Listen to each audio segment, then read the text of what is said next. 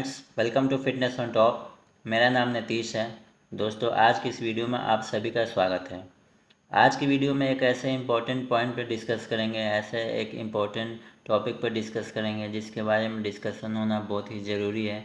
और मुझे ऐसा लगता है कि बहुत सारे लोगों के पास इस तरह की जानकारी होनी भी ज़रूरी है, चाहे वो जिम जाते हों या जिम जाने के बारे में सोच रहे हों या फिर जनरल पीपल हों जिनको हेल्थ से रिलेटेड इन्फॉर्मेशन होनी चाहिए, जानकारी होनी चाहिए, ताकि किसी तरह की कोई मिस्टेक ना हो या कोई गलती ना हो।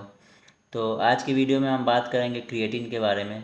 जी हाँ दोस्तों, आज क्रिएटिन के बारे में हम बात करेंगे। क्रिएटिन से रिलेटेड एक पहले भी मैंने वीडियो अपलोड करी है, उसमें मैंने बताया था कि क्रिएटिन क्या होता है, कैसे कंज्यूम करते हैं, क्या साइड इफ़ेक्ट्स होते हैं, क्या बेनिफिट होते हैं, क्या डोज होते हैं, एट्सेट्रा। तो उसी से रिलेटेड ये वीडियो है, लेकिन इसका जो मोटो है और जो इसका पर्पस है और जो इसका पॉइंट है वो उससे बिल्कुल डिफरेंट है, बिल्कुल अलग है।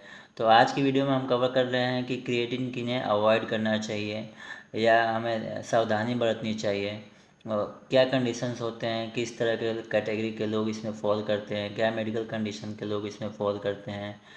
तो इन सारे पॉइंट्स पे इस वीडियो में डिस्कस करेंगे। बने रहिए इस वीडियो में और आखिरी तक देखिए, ताकि आपको सारे पॉइंट्स क्लियर हो पाए, सारे इन्फॉर्मेशन क्लियर हो पाए, जिससे आप उस इन्फॉर्मेशन का यूज कर पाएँ अगर कभी आप गो थ्रू होते हैं इस सिचुएशन से या इस तरह के चैलेंजेस से। तो इसमें जो सबसे पहले कैटेगरी के जो इंडिविजुअल फॉल करते हैं, जो सबसे पहले कैटेगरी के जो लोग आते हैं, वो है ऐसे लोग जो ऑलरेडी किसी किडनी डिजीज़ से, किसी किडनी की समस्या से जूझ रहे हैं, सफ़र कर रहे हैं या मेडिकेशन पे हैं। तो उससे क्या होता है कि किडनी जो हमारी एक ऑर्गन है, और जब हम क्रिएटिन कंज्यूम करते हैं तो वो किडनी के द्वारा प्रोसेस्ड होती है। जब हम क्रिएटिन कंज्यूम करते हैं तो उससे क्या होता है कि क्रिएटिनाइन का लेवल जो है वो इंक्रीज हो जाता है, और क्रिएटिनाइन से हमारे किडनी के हेल्थ का असेसमेंट होता है, उससे इवेलुएशन होती है कि हमारी किडनी की हेल्थ कंडीशन क्या है। तो उस कंडीशन में अगर क्रिएटिनाइन की अगर लेवल बढ़ जाती है तो वो फर्दर हमारे किडनी के जो इश्यूज हैं उसको और भी डैमेज पहुंचा सकता है, और भी उससे चैलेंज बढ़ सकते हैं, प्रॉब्लम हो सकती है। तो ऐसे कंडीशन में हमें क्रिएटिन को अवॉइड करना चाहिए। ऐसे लोगों को क्रिएटिन अवॉइड करना चाहिए जो ऑलरेडी किसी किडनी से रिलेटेड डिजीज़ से या किसी चैलेंज से सफ़र कर रहे हैं।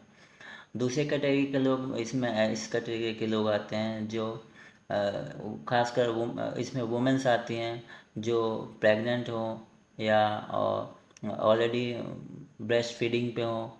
तो इस कैटेगरी की जो वुमेन्स हैं वो इस कैटेगरी में फॉल करती हैं। अगर कोई वुमेन प्रेग्नेंट है या फिर ब्रेस्ट फीडिंग कर रही है तो उस कंडीशन में हमें क्रिएटिन को कंज्यूम करने से बचना चाहिए, अवॉइड करना चाहिए।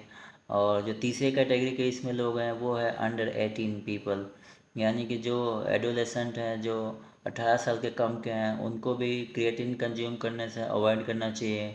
18 से कम साल की उम्र में हमारी बॉडी काफ़ी ग्रो कर रही होती है। तो उस कंडीशन में क्या होता है कि अभी तक जो स्टडी है वो ग्रोथ को लेकर, हार्मोन बैलेंस को लेकर, लॉन्ग टर्म में क्रिएटिन का इफ़ेक्ट क्या होगा उसकी अभी फुल स्टडी नहीं हो पाई है। तो ज़्यादातर एक्सपर्ट इस यही एडवाइस करते हैं कि जो अंडर 18 इंडिविजुअल हैं, जो यंग हैं, उनको क्रिएटिन अवॉइड करना चाहिए। जब तक कि किसी मेडिकल सुपरविज़न में या किसी मेडिकल एडवाइस के अंडर में वो चीज़ें वो परसू नहीं करते हैं, कंटिन्यू करते हैं, नहीं करते हैं। नहीं तो तब तक उन्हें जो अंडर 18 पीपल हैं या जो प्रेग्नेंट वुमन है या फिर जो ब्रेस्ट फीडिंग वुमन है या फिर जो ऑलरेडी किडनी से किसी समस्या से सफ़र कर रहे हैं, उनको क्रिएटिन अवॉइड करना चाहिए।